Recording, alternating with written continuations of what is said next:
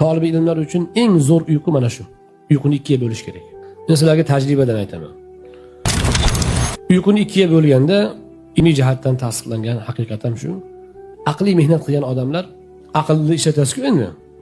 Ketmoq chopmayapsiz-ku siz.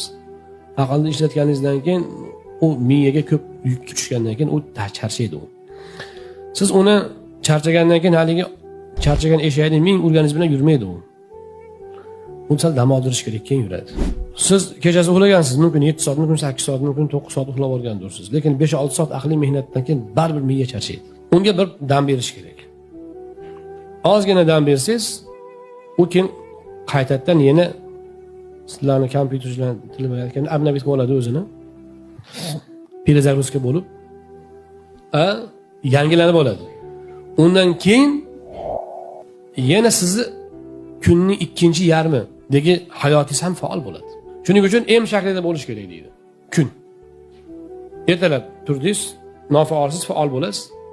O'rtada tushlik paytida oldin keyin yana uyqu ozgina 1 soat bo'lsa, keyingi yarim oldingisini singari faol bo'ladi.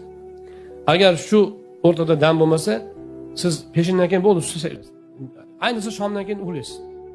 Shomdan keyin u aql yaxshi ishlamaydi. O'tirasiz kitobni oldida, kitob olib, kallangizga kirmaydi.